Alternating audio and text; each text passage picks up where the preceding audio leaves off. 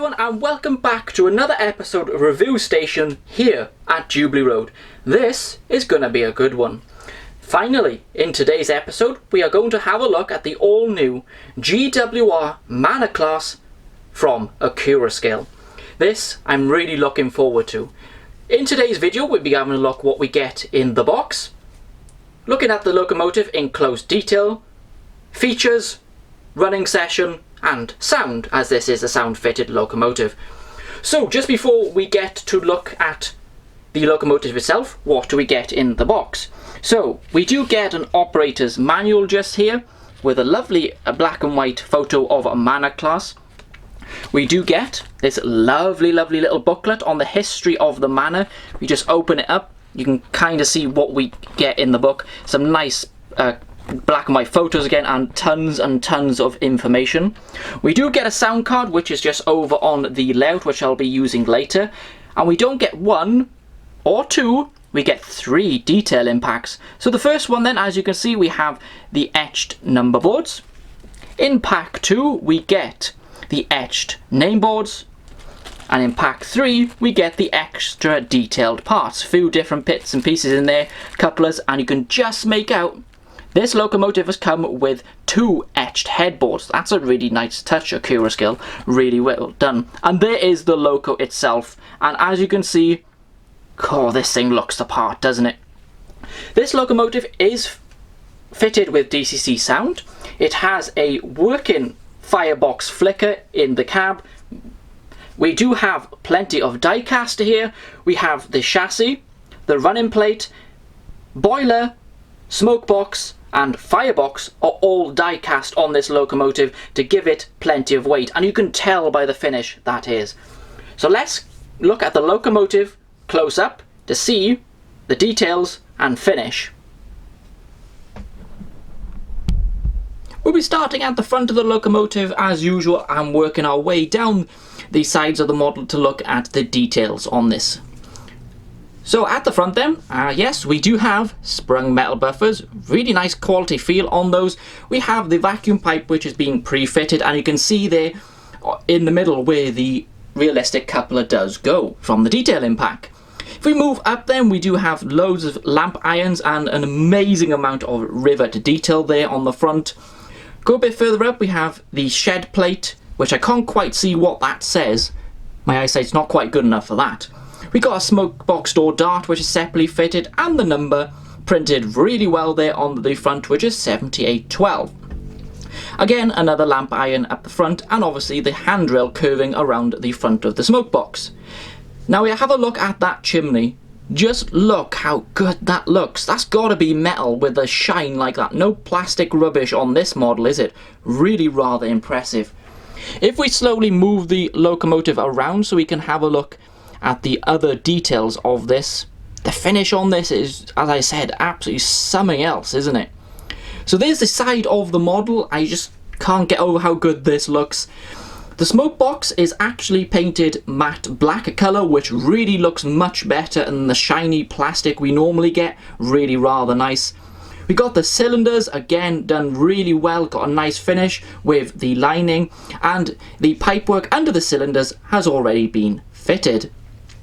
If we go a little bit further then, we've got loads of detail. The valve gear looks particularly nice on this. Even the wheels, I don't know how they've done it, but those wheels really look nice, don't they? The lining on the boiler is done to perfection, as you would think, and we do have the overhead warning stickers here and here, because I reckon this would have been on the main line in Preservation Day at some point. I would have thought so. We do have the name here, which is printed extremely well there on the locomotive. Obviously this is not the etched one. If we can just slightly zoom in there for you, that really looks the part, doesn't it? If we carry on going down, we've got plenty of lining over the wheel splashers, and then we come to the firebox and cab area. Again, all looking really nice. 7812 there, printed very well on the cab side. We've got loads and loads of rivet details. Cab steps just here, handrails, and all the usual stuff there as well. Now we come to the tender then, as you can see. Again, extremely well modelled. The crest, British Rail crest, is printed very well, all lined around here. The underframe detail is just so good. This model really is turning out to be one of the best I've seen for quite some time. Short look at the back of the tender. Again, we got the nice quality sprung metal buffers. You've got more warning signs here, printed really well. We got some steps. There's a maker's plate, I believe that possibly is in the middle. A pre-fitted vacuum pipe, and there, just there where you can fit the realistic coupler. But just out of shot, if we move the loco forward slightly, we do have the smaller tension lock coupler pre-fitted. Just doing this freehand just to show you the running board and how good it looks on this model. Underframe detail done extremely well. What a model this really is. Reverser detail there. Fantastic looking model. Of course, this locomotive does have very good cab interior detail, as you can see there. A little bit harder to see because this tender is coupled to the locomotive with a screw, I believe, or electrical pickups, so I won't be bothering mucking about with those. As you can see, we got plenty of detail. The regulator there in the middle, you got all the pipework, gauges, driver and fireman seats are there. It really does look the part in there, and you can still see how good that finish is all down the side of this model. Accurascale Manor is now here at the layout itself, so we can have a look at the quality and performance straight out of the box. As usual, I will be using my Gatemaster DCC controller with 128 speed steps to see how the model performs. We're going to go in reverse as always.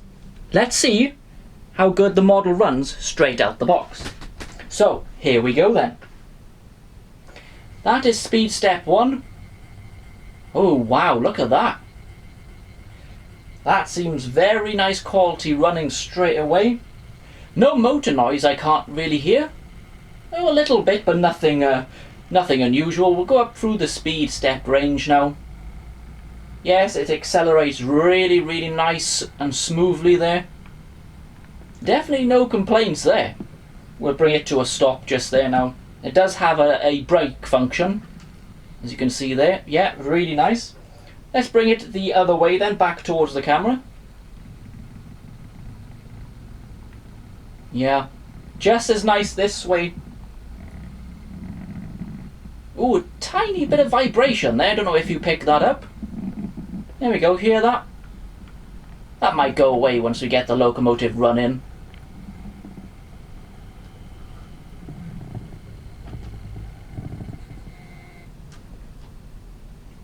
Yeah, straight out the box. Don't think you can get much better than that, can you? As this is a DCC sound fitted model, we are now going to have a listen to some of the sound functions and run the model for the first time with the sound switched on. I hope this is good. This locomotive is fitted, as I said, from the factory with digital sound. We've got up to 20 functions and sounds to choose from on this decoder, and obviously won't go through all of them because there are too many. So sound then is on function 1, which turns the main sounds on. Here we go. This loco is fitted with twin speakers. Although you wouldn't know, that seems quite quiet there, doesn't it? We'll see how this goes through the range. We got a couple of whistles here then, let's play these. This one's on number 3. And that one does stay on as long as you want it to, so you can create a nice long whistle. The next one is a shorter whistle. Here we go, let's have a listen to this one. Nice shorter whistle there. We do have another whistle down on 7, let's have a listen to that one. Just a nice short whistle. And the final whistle then is further down the list.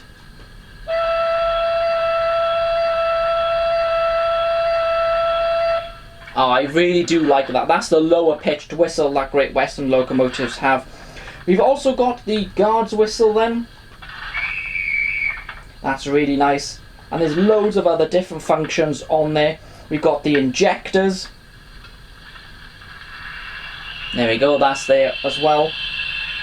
And you can hear the coal shoveling, by the way, that is going on in the background, which is automatic.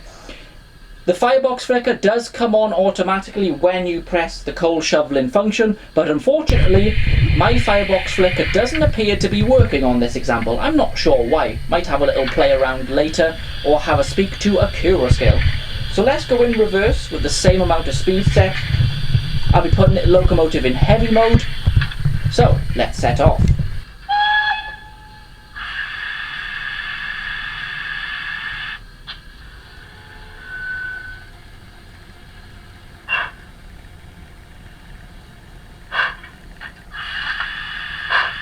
Oh yeah, that's a proper Great Western bark on that, isn't it? Very, very nice.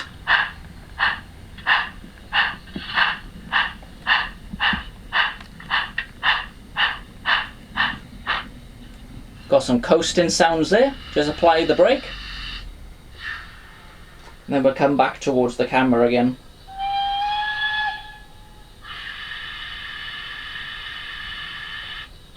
Here we go.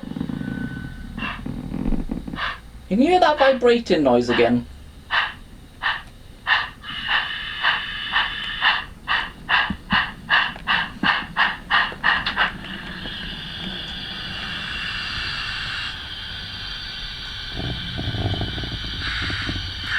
I believe that vibrating sound is actually the connection in between the tender and the locomotive a little bit there. Doesn't appear to affect the running though.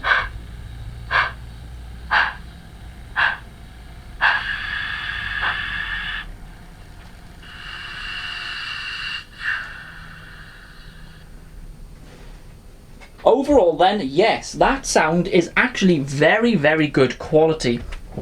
There's not a huge amount of volume there. Personally, I would like it a fair bit louder than that. Now, it will sound louder on camera than it is in person. Bear that in mind. It is fitted with twin speakers, so I'm not quite sure how it is as quiet as it is. Some of you may be okay with that. That's just my personal preference. So overall then, what do I think of the all-new Accurascale Manor? Well, it is by far the best finished, detailed steam locomotive in double O gauge we have had here in the UK. It's hands down the best. It really is a really work of art, I think you could say. Accurascale really have spent some proper time, money and effort on this, and it really shows with all the detail, the die cast, the finish, the extra detailed parts you get, running quality, the sound. It is really a fantastic package that the Accurascale have given us. The price obviously varies depending which one you get. I'm only going to tell you the price of this particular one, which is around £269 with the sound fitted option. In my opinion, it's quite a lot of money, but you really are getting a high class museum quality locomotive here to run on your layout, so I'm more than happy to pay that price for this locomotive. Please let me know in the comments what you think of the Manor. Are you waiting one to arrive, or you do have one? But I highly recommend this to any Great Western fan or anyone who likes steam in general. I'm going to leave you now with the sights and sounds of the locomotive's first running session around here at Jubilee Road, and I'll be back with loads more railway content for you very soon. Bye everyone.